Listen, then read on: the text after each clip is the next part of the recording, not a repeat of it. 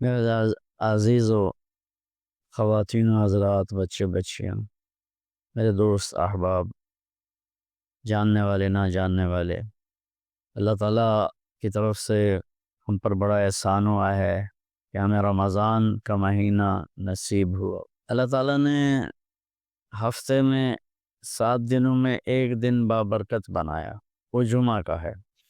اللہ تعالیٰ نے قوم یہود سے کہا کہ میرے علم میں ایک دن ہے بہت برکت والا، وہ تم ڈھونڈو اور چن لو۔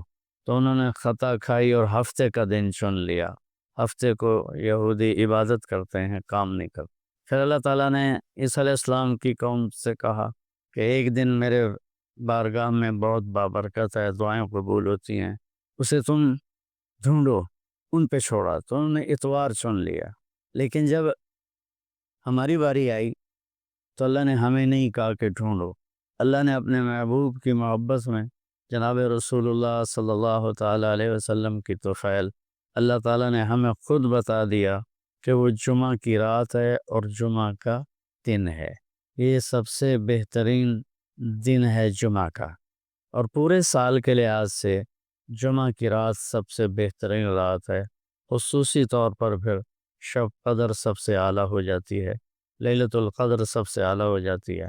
تو وہ 21، 23، 25، 27، 29 کی راتوں میں کوئی ایک رات ہوتی ہے، تو وہ اللہ تعالیٰ نے بہت ہی بابرکت بنائی۔ اللہ ہمیں نصیب فرمائے۔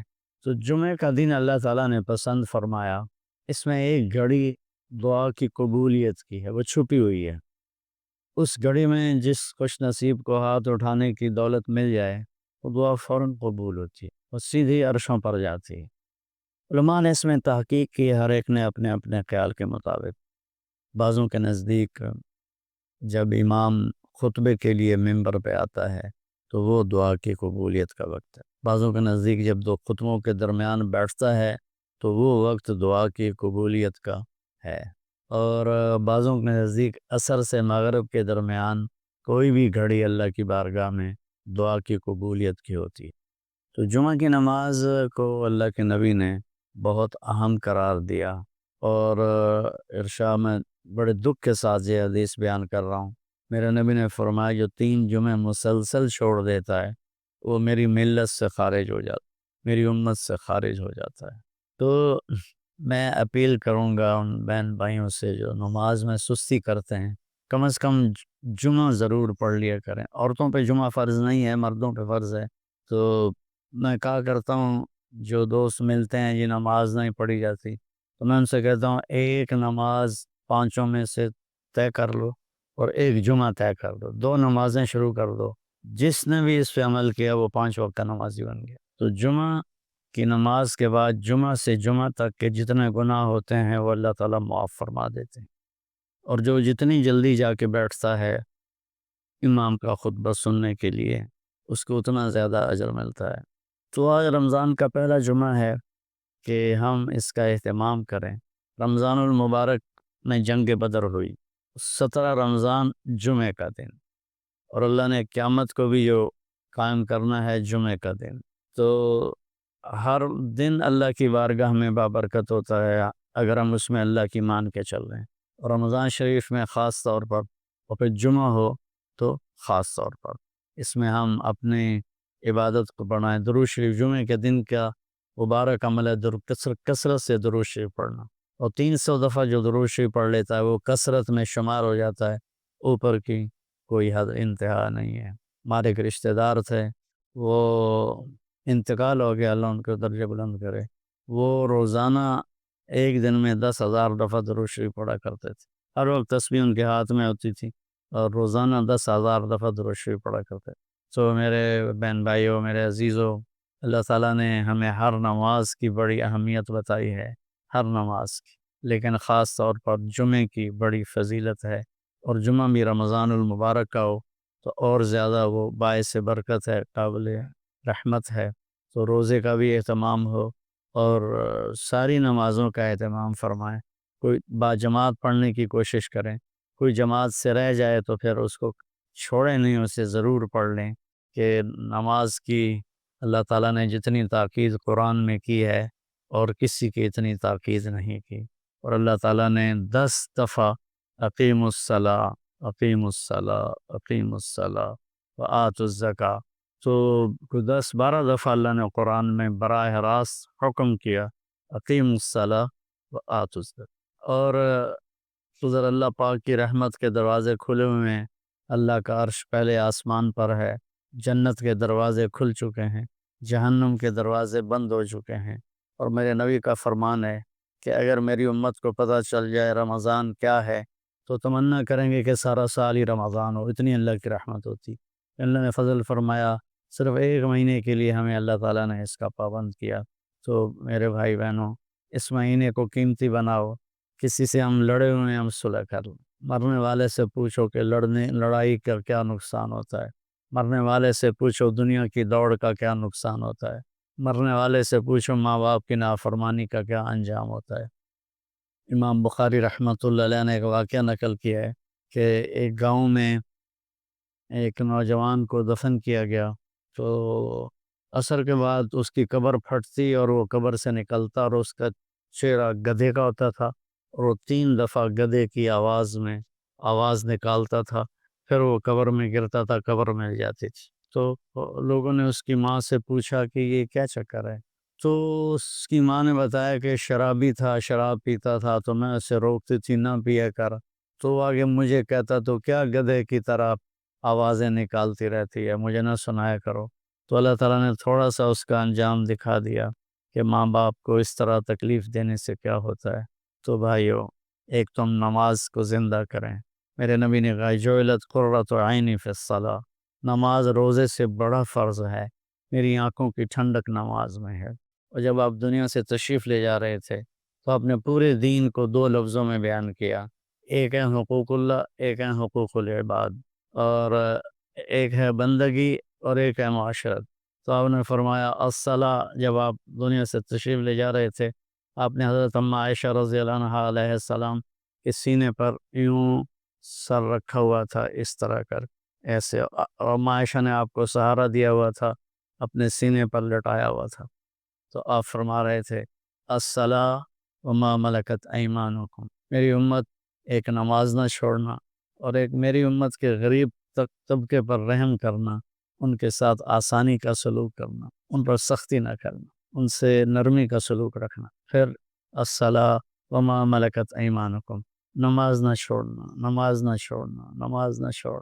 اور آخری الفاظ بھی یہی تھے، فلا وربک لا یؤمنون حتی یحکموک فیما شجر بینہم، میرے محبوب بتا دے پوری دنیا کے انسانوں کہ جب تک تیری غلامی کا دم نہیں بھریں گے میں ان کی شکل بھی نہیں دیکھوں گا، یہ مجھے قبول نہیں ہیں۔ تو میرے دوستو، میرے عزیزو، میرے بچوں، صرف ڈاکٹری ہی زندگی کی معراج نہیں ہے، اور بھی دکھ ہیں زمانے میں، محبت کے راحتیں اور بھی ہیں وصل کی راحت۔ تو محمدی بن کے رہو، محمدی بن کے مرو، تو قبر آپ کے لیے محل ہے جنت کا، اور اللہ آپ کے استقبال میں ہوگا، اللہ کا نبی آپ کے استقبال میں ہوگا۔ مال بناتے بناتے بناتے نہ اپنا ہوش نہ بچوں کا ہوش، میرے نبی نے ہر پہلو پہ روشنی ڈالی، ہر پہلو پہ روشنی۔ ابھی آپ چھوٹی عمر میں ہو، والدین کے حقوق اللہ کا نبی بتا رہے کہ والد تیرا جنت کا دروازہ ہے۔ ایک شخص آیا، جی میں جہاد کے لیے آیا ہوں اور اپنے ماں باپ کو روتا چھوڑ کے آیا ہوں۔ آپ نے فرمایا واپس جا اور جیسے ان کو رلایا ہے نا ویسے ہی ان کو ہنسا، یہی تیرا جہاد۔ ابھی آپ کے لیے والدین ہیں، اور ان بچوں کی مناسبت سے جبریل انسانی شکل میں آیا اور پوچھا یا رسول اللہ قیامت کب آئے گی؟ تو آپ نے فرمایا وہ تو اللہ ہی جانتا، کیا کوئی نشانی بتا دیں؟ تو آپ نے کہا ان تلد الامۃ ربتہا، جب تو دیکھے کہ بیٹیاں ماں سے نوکر والا سلوک کرتی، جب تو دیکھے کہ بیٹیاں ماں سے نوکر والا سلوک کرتی، اور عرب کے بدو بڑی بڑی بلڈنگوں کے مقابلے کرتے ہیں، تو سمجھنا کہ بس کم نیڑے تر رہی ہے۔ بچیوں کا ماں سے گستاخی کرنا قیامت کی نشانیوں میں سے۔ اور خود آپ نے کیا کہا، کبھی میری ماں زندہ ہوتی نا اور میں عشاء کی نماز کے لیے مصلی پہ کھڑا ہوتا اور میں سورۃ فاتحہ بھی شروع کر دیتا، ادھر سے میرے گھر سے آواز آتی میری ماں کی محمد، تو میں نماز توڑ کے کہتا لبیک، میں حاضر ہوں۔ تو اپنے ماں باپ کی دعا لے لو، دعا لے لو۔ والدین سے کہتا ہوں اولاد کو ٹائم دو، خاص طور پر جو ڈاکٹر اور لیڈی ڈاکٹرز ہیں، یہ پہلے کالج میں آتی ہیں پھر کلینک جاتے ہیں، تو ان میں اور بچوں میں گیپ آ جاتا ہے بہت بڑا، تو صرف ان کو روٹی کھلانا، ان کو کپڑے لے کے دینا، ان کو اسکول بھیجنا، اس سے محبت نہیں پیدا ہوتی جب تک آپ ان کو ٹائم نہیں دیں گے، ان کے ساتھ بیٹھیں گے نہیں، اور یہ جو موبائل ہے اس کو آپ بند کر کے نہیں بیٹھیں گے تو آپ کا تعلق مضبوط نہیں ہوگا اولاد کے ساتھ۔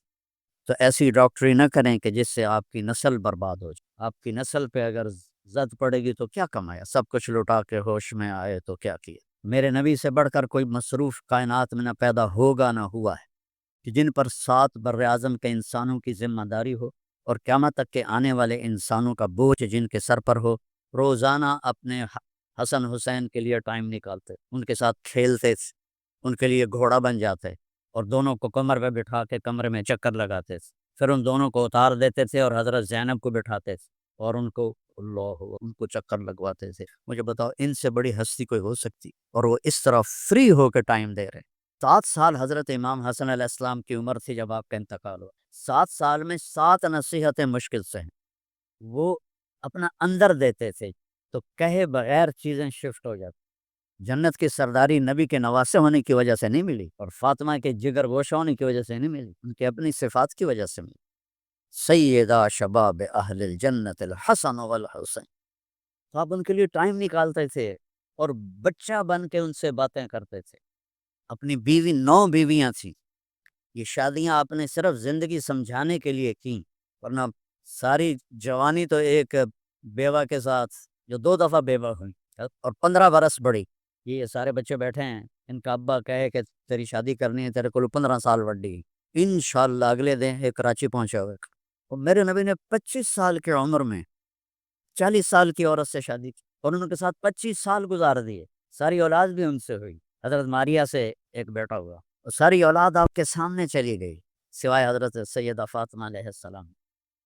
تو آپ نے فرمایا ما تزوجت وما زوجت الا بوحی من السماء، میں نے جہاں بیٹی کی شادی کی، جہاں اپنی شادی کی، آسمان سے وہی آئی پھر میں نے شادی کی۔ تو وہ تھی ہمیں زندگی سمجھانے کے لیے، ہر قسم کی عورت سے نباہ کر کے آپ نے گھر چلا کے دکھایا، فاقوں کے ساتھ گھر چلا کے دکھایا۔ کیا وہ اخلاق تھے آپ؟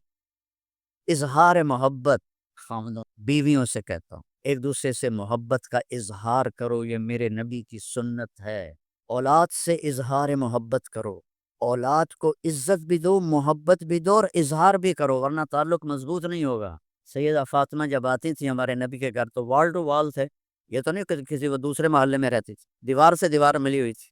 جب حضرت فاطمہ آتی تو آپ ایسے کھڑے ہو جاتے، کھڑے ہو جاتے اور وہیں کھڑے نہیں رہتے تھے، تھوڑا آگے بڑھتے اور ہاتھ پکڑے ہوئے ان کو پہلے اٹھاتے، اس کے بعد خود بیٹھتے تھے۔ اے دو جہان کے سردار ہو کر بیٹی کے ساتھ یہ سلوک کر رہے ہیں۔ اور آپ نے فرمایا تمہیں ایک خرچ بتاؤں جو سب سے زیادہ اجر والا ہے، جہاد سے بھی اور صدقے سے بھی اور مسجد بنانے سے بھی اور جتنی بھی شکلیں، اس جاننے کا سب سے زیادہ جس کا اجر ہے وہ خرچ بتاؤں؟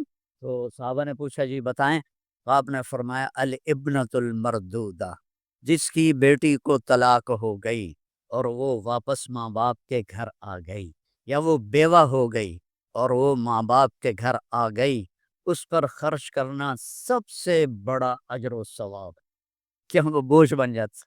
یہ ایک خوبصورت زندگی ہے جو آپ کو اناٹمی سے تو نہیں ملے گی، نہ ہی فزیالوجی سے ملے گی، تو میرے نبی کی زندگی سے ملے گی، میں وہیں سے پڑھ کے آپ کو بتا رہا ہوں۔ اور ایک بات پلے باندھ لیں، آپ اس زبان کو قابو کر لیں۔ میرے نبی نے حضرت معاذ ابن جبل سے فرمایا معاذ تمہیں شریعت کا خلاصہ بتاؤں؟ شریعت کا خلاصہ کہا جی کیا ہے؟ تو سارے بچے بچے مجھے دیکھنا، آپ نے ایسے کیا اور یہ کینچی بنائی اور اس کو جیسے کاٹتے ہیں نا ایسے کاٹا اور پہ فرمایا کف لسانک، اس پہ قابو رکھنا۔ یہ جو تصویر بنائی ہے یہ تو بچوں کے لیے ہوتی ہے، بچوں کی کتابوں میں تصویریں ہوتی ہیں، بڑوں کی کتابوں میں نہیں ہوتی۔ تصویر بناتے ہیں کہ چیز سمجھ آ جائے۔ معاذ بن جبل کے ہاتھ میں علماء کا جھنڈا ہوگا قیامت کے دن، اس کو ایسے سمجھا رہے ہیں جیسے بچے کو سمجھاتے ہیں۔ کیوں؟ مشکل بہت، مشکل بہت۔ وہ کہنے لگے یا رسول اللہ اب بول کا بھی حساب ہوگا، تیرا بھلا ہو، سب سے زیادہ جہنم میں گرانے والی زبان ہوگی۔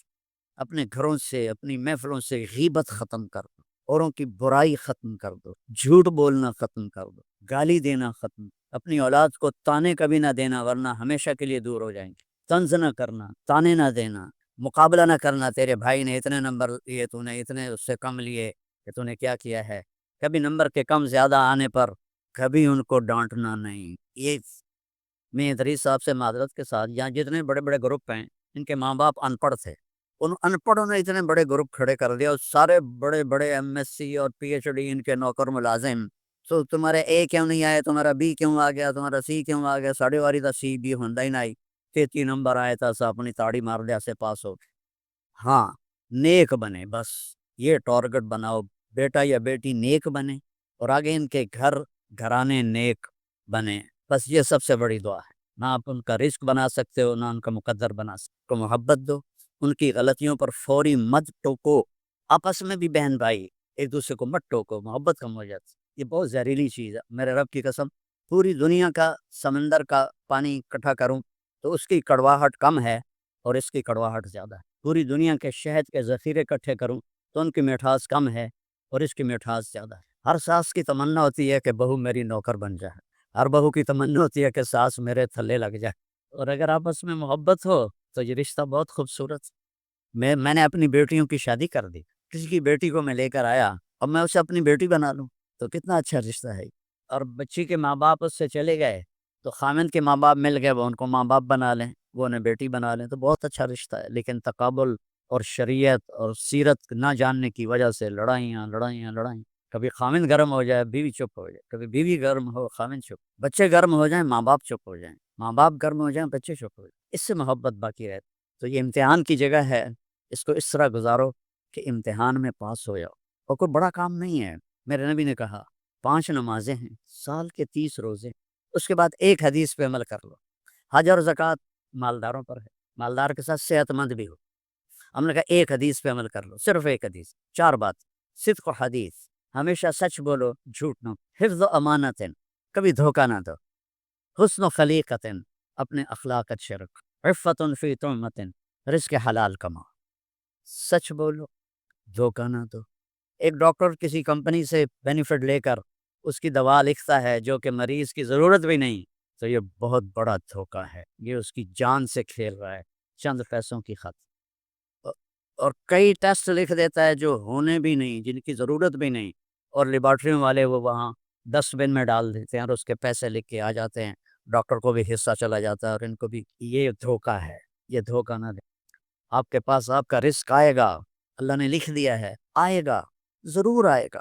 ایک وظیفہ بتاتا ہوں، یہ آج کل کے پیروں کے وظیفے نہیں، میرے نبی کوئی بڑے وظیفے نہیں بتاتے، بڑے چھوٹے چھوٹے مختصر۔ ایک صحابی نے عرض کیا رسول اللہ رزق کی تنگی ہے، کوئی وظیفہ بتا دیں۔ اب آج کل کو جو پاکستان کے حالات ہیں، سارے لوگ تنگی کا شکار ہیں، تو چاہے زراعت ہے چاہے تجارت ہے، کھلا نقصان ہو، ہماری ہر فصل کروڑوں کے گھاٹے سے ہم بیچ رہے ہیں۔ تو میرے نبی نے فرمایا، انہوں نے کہا یا رسول اللہ کوئی وظیفہ بتائیں، تو میرے نبی نے فرمایا ادیم علی الطہارہ یوسع علیک رزقک، باوضو رہا کر تیرا رزق بڑھ جائے گا۔ ایک لوٹا پانی، ستارہ کیمیکل دی لوڑی کوئی، ایک لوٹا پانی، باوضو رہو، اس کا ایک فائدہ اور ہوگا، آپ سے شیطان ڈرے گا، اور تیسرا فائدہ اللہ آپ سے پیار کرے گا، چوتھا فائدہ فرشتے آپ سے پیار کرے، پانچواں فائدہ باوضو مر گئے تو شہید مریں گے۔ اتنی چیزیں اس وضو کے ساتھ جڑی ہوئی، تو پھر نماز پڑھنے کو بھی دی جائے گا، صرف وضو کے کرنے کی سستی سے بچے نماز چھوڑ دیتے، باوضو رہا کرو، اللہ رزق بڑھائے، اور موقع ملے تبلیغ میں تھوڑا ٹائم لگایا کرو، اس سے آپ کو سیکھنے کو ملے گا، قرآن کی تلاوت کرو، اپنے نبی کی زندگی پڑھو، بار بار پڑھو، اپنے نبی کی بیگمات کی زندگی آپ سب بچیاں پڑھو، وہ کیسی عورتیں تھیں جن کے بارے میں اللہ نے وہ کہہ دیا، کبھی نہیں کہا کہ لا یحل لک النساء من بعد، میرے نبی یہ جو 9 آپ کی بیویاں ہیں ان کے اوپر آپ کوئی شادی نہیں کر سکتے، ولا ان تبدل بہن من ازواج، اور نہ ہی آپ کسی کو طلاق دے سکتے ہیں، یہ آپ کی دنیا اور جنت میں بیویاں ہیں، نہ بڑا ان کو اعزاز نہیں، تو ان کی زندگی پڑھو تاکہ آپ کے سامنے کوئی نمونہ تو ہو کہ کرنا کیا ہے۔ تو سارے بھائی نیت کرتے ہیں نا بچے بچیاں، ایک نماز نہیں چھوڑنی، ایک جھوٹ نہیں بولنا، ایک دھوکہ نہیں دینا، ایک گالی گلوچ نہیں کرنی، غیبت جھوٹ نہیں بولنا، اور رزق حلال کمانا۔